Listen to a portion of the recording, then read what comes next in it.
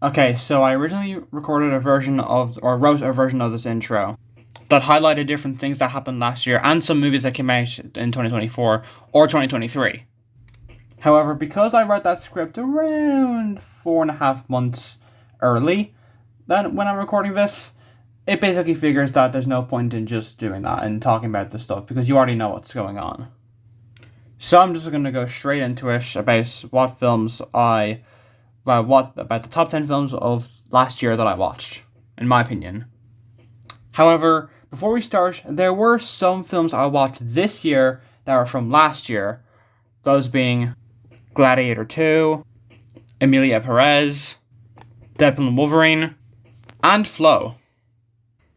However, because I watched them in 2025 and not 2024, they don't count for the purpose of this list. But in case you're wondering, Emilia Perez would be smack dab in last place, Gladiator 2 would be 8th, Flow would be 4th, and Deadpool and Wolverine would be 3rd.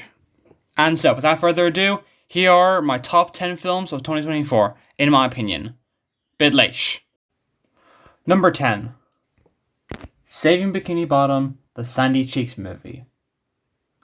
What was I smoking when I gave this gigantic piece of squirrel shit an 8 out of 10 when it was leaked back in January 2024? No sane person would give this war crime an 8 out of 10. I will defend Sponge on the Run for as long as I live, but there's no way in hell that I can defend this atrocity. It is utterly irredeemable in so many ways.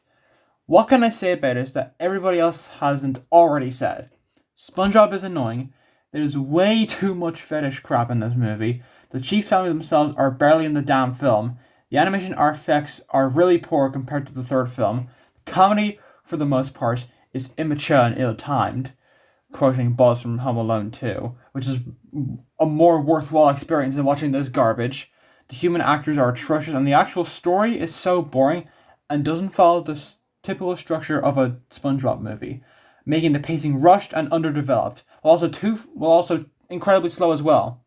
The only compliment I can give this movie is that sometimes there is a funny joke, and I'm ashamed to admit, and I mean really damn ashamed. Like, I got no other option, I have to say it. I like Sandy's new bikini design. Still prefer the original though. But if the design of a goddamn swimsuit is a compliment for this movie, that's how you know you screwed up big time. I still haven't seen the Plankton movie. It definitely looks marginally better than this one, but I guarantee that I will not change my opinion on the Sandy Cheeks movie because that film is atrocious. But Plankton movie might be okay. Number 9. Dune Part 2. The flashbacks from March still reside in my mind. My Dune Part 2 review was highly exaggerated. The joke about the neighbors hearing me was exactly that, a joke. But as is, I still didn't like this movie. I don't get the appeal. It's ungodly boring. The characters are about as interesting as tap water. The performances are stale. The music is annoyingly average. The pacing is horrible, and the story is not captivating in the slightest, for me at least. I like the film from a technical standpoint. The effects, cinematography, editing, and makeup, and costume design are all really good. But this movie, and Dune as a whole, just isn't for me. And I'd really like to stress that.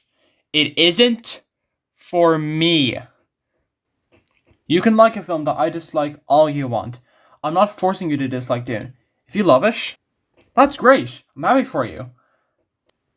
But I just can't get anything out of it whatsoever. And I have no interest in seeing Dune Messiah in cinemas. Is that okay? Am I allowed to say this? Go and call my taste shit in the comments if you want, but just keep it civil. Number 8. Despicable Me 4. I like Illumination. Yeah, that's right. I said it. They've obviously made their fair share of shit in the past, but I personally think that they get too much hate. I like the Sing duology, the first 2 Despicable Me films. Yeah, that's pretty much it. Hey, it's usually more than most people say. Despite this, the fourth installment in the Despicable Me franchise wasn't very good. It's decent, all things considered, but I really didn't gel with it whatsoever, for the most part. I feel like these movies are no longer funny films with stupid but creative spy gadgets, but now basically a Marvel Cinematic Universe spin-off. In fact, they made a parody ad for the movie where Steve Carell, uh, where he basically was talking about how the Minion heroes in the movie will get their own cinematic universe, which is kind of based, to be honest, basically just making fun of the Avengers. What's especially funny is that Universal already tried making a cinematic universe, and they sucked at it. Anyways, the movie is fine, but it's not especially good either.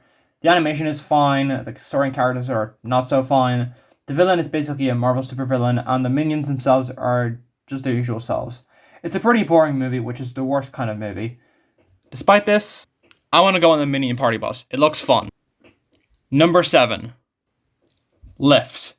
Bet you forgot this movie existed, huh? I'm glad Kevin Hart was in at least one good movie this year. Because of his role in the now infamous Borderlands movie, this film was almost completely forgotten about. It's gone almost under the radar. It's a unique idea with decent acting. A group of thieves are blackmailed into robbing a plane in order to stop a criminal from destroying the world. The action is also pretty good, and because of the plot about the heist, the second half was really nerve-wracking. However, the comedy is pretty weak, the first half is pretty boring, the characters are cliched, underdeveloped and generic, and the music is incredibly forgettable. Occasionally there's a good joke, but they're few and far between. Which is not the thing a comedy should be. It should be constant good jokes. But as is, the film is fine. It was watchable, and I watched it on a plane, so I've made it extra fun. Number 6. Kung Fu Panda 4. I didn't viscerally despise this film as a lot of other people did, but still the weakest in the franchise. To quickly give you my thoughts on the other films. The first two films are 9 out of 10s, and the third is an 8 out of 10. This is merely just a 7. This film is alright, but it is definitely lacking in terms of good comedy, an interesting villain, and new likable characters. A major thing that people hated about this movie was that the Furious 5 were nowhere to be seen. I mean, they appear in the end credits, but that's really it. They really spent all their money on getting Awkwafina and nobody else. Oh wait, my mistake. Seth Rogen had a single line in this film, and I think it was a scream. Awkwafina is passable in this. I think the only two films where I think she actually fit as the character are Miss Tarantula in The Bad Guys and the ugly pigeon from Migration. Probably because she played intentionally ugly characters with a voice fit. Something better than Sisu or Scott. Apparently she's good in this film called The Farewell, but I haven't seen that film, so I can't judge her performance in that. Anyways, Poe and his two dads are great. The animation is really good. People really wanted this film to follow in the footsteps of The Last Wish. However, if you've seen the film, you can tell that they didn't. The villain is massively underwhelming and boring. At least Kai's backstory... Wrong Kai. There we go, that's better. At least Kai's backstory in the third film made sense, and he had the sickest theme song. The Chameleon is just such a terrible villain, and the ending is just so predictable. If you've seen this film, you know what I'm talking about. Boring ass movie, go watch The Wild Robot instead. Speaking of which, number 5. Trap! Ha! You thought I put The Wild Robot this low on the list. That film was way higher than this. You should have seen the look on your face. I trapped you in my trap. Get it? It's a joke. I'm funny, right? Please tell me that I'm During the months of September to December, I watched all of Shyamalan's currently 16 film filmography. He's just such a unique director. In fact, he's the first director I've seen where I've seen all of his films, not counting any of the Disney or Pixar stuff because, well, sometimes they made a film outside of Pixar, or sometimes they only made films in Pixar, so this is the first time I've watched a filmography from a director that's made countless different films for different studios. Expect a ranking video soon. Trap is his latest film, and it's good. Not great, not terrible, not a masterpiece like what some people say, but good. The performances and cinematography are pretty good, which is rare for Shyamalan.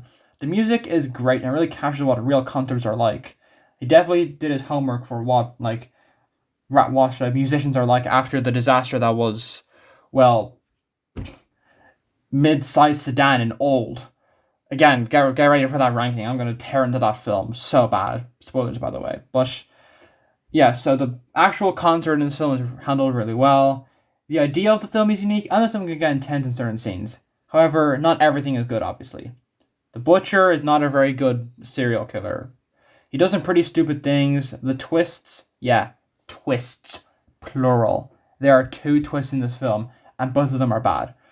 I mean, I guess maybe the first one is good in some way, and actually does change a good bit of the film. But the other is so stupid and underwhelming, and it ends on a cliffhanger. And judging by the box office, I doubt we'll be getting a sequel anytime soon. Overall, it's better than like 80% of his filmography. Good job, Shrap. Number 4. Inside Out 2. Finally, Disney had a success. And if I'm being honest, it kind of backfired, because now they made 4 big successes, and 3 of those successes last year made $1 billion, which was, yeah, shit. That backfired, didn't it? At least they got their comeuppance again this year, but yeah, last year was pretty scary. But anyways, Inside Out 2 definitely deserved its success, as it's a really great film. It did what everybody wanted an Inside Out sequel to do: expand on the universe and show Riley as a teenager. Anxiety is a great antagonist. She means well, but she has a parallel to Joy in the first film, where she acts like a bit of a control freak without realizing it, though Anxiety takes it to much darker and more sinister places than Joy ever did in the first film. The panic attack scene was really intense and had some fantastic voice acting from both Amy Fowler, I think that's how her name is pronounced, Maya Hawke, and Kensington Tallman, who does a great job replacing Kathleen Davis as Riley. Some of the voice acting changes are a bit weird, like why replace Bill Hader? I get why you want to replace Mindy Kaling, but I'm sure Bill Hader didn't cost that much. He also had a big part in creating the character of Fear, as he has a bit of a problem with anxiety and fear himself. In fact, during this sketch on SNL, he's apparently having a panic attack. This shows how fantastic an actor he is when he's able to hide it this well. Anyways, the replacement actors are pretty good. The new emotions are also great as well. Envy didn't play as much of a role as the advertising made it out to be. The new additions to the mind are incredibly fascinating and unique. The dramatic moments really hit, and the film is still very funny. Not quite as hysterical as the first, but still pretty close. The ending is also really good and helps tie everything together with a nice, neat bow. There are some similarities to the first that are pretty uncanny, and it does repeat quite a bit. I also would have liked for Riley to do more dangerous things in order to impress that group of girls, really earn that PG rating. However, these things don't affect the film. They don't affect the film that much. It doesn't really change the fact that this is still a great watch, and it stands toe to toe with the first film. I prefer the original overall, but this is still a great watch. Number 3. Kingdom of the Planet of the Apes. During the month of September of last year, I watched all of the new Planet of the Apes films. Again, to quickly give my opinions on the first 3. The first one was an 8.5, and the second and third were both 9 out of 10s. This is a pretty great franchise. The characters, story, and music are all fantastic in all these movies, and thankfully, it carries over to this film, for the most part. Noah is a good new protagonist, but is obviously not comparable to Caesar in any way possible. You just can't be Andy Serkis, plain and simple. The new characters overall are pretty good. I like Raka, the big chill ape dude on the right. Proximus Caesar is an alright villain, but he definitely should have been in the film way more than he was, and he isn't as threatening as the other villains. The effects, story, comebacks, music, and characters are still great. Overall, still the weakest in the new series. It's still an 8 out of 10, which is a testament to how great this series actually is. Because most fourth movies, as you all know, are not very good. Like Airport 4, Ice Age 4, Terminator 4, Pirates of the Caribbean 4, Transformers 4, Indiana Jones 4. Wait, I'm getting sidetracked. Back to the list. Number 2. Beetlejuice. I won't say it a third time, and I watched this on my birthday, so that makes this extra special. I love the original, but for me, this one was so much funnier. The characters are still great, the effects are just as good as the original, the music is fine, the story is fantastic, and greatly expands on the world of the dead set up by the original. The performances are charming, and the comedy and writing, as I said, is even funnier than the first film. I don't have as much to say about this one as I do with the other films on this list, but it's just a fantastic film, and you need to watch it right now. Well, watch the original first, and then this one. And the number one film of 2024, in my opinion, is The Wild Robot. Now, it is pretty embarrassing that my favorite film of last year is an animated film, because there's tons of other films that I should have watched, like Nora, Nosferatu, Nickel Boys, Sing Sing, and so on and so forth. But, like, I don't have a lot of money, and I'm not an adult yet, so I can't really go to the cinema often by myself. So, and a lot of really good independent films are not in the cinema and Odeon. So, yeah, that's pretty bad. But you know what? I don't care.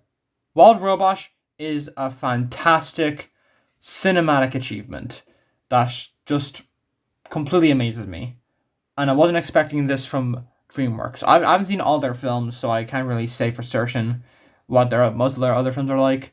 But for me, this is their best film so far. The story is fantastic, the characters are compelling, the comedy is hysterical, the animation is beautiful, the music is transcendent, the drama is brilliant, and the ending and pacing are perfect. What a truly tremendously remarkable work of fiction. I usually don't say this as it seems a bit desperate, but I'm going to become a hypocrite. If you haven't seen this film yet, genuinely, what are you doing with your life right now? Do yourself a service and watch this film when it comes out on DVD. In fact, it's already come out on DVD. Don't pirate, because that's bad. I only pirate films whenever I need to, like with Lady in the Water. Yeah, I think we're done here.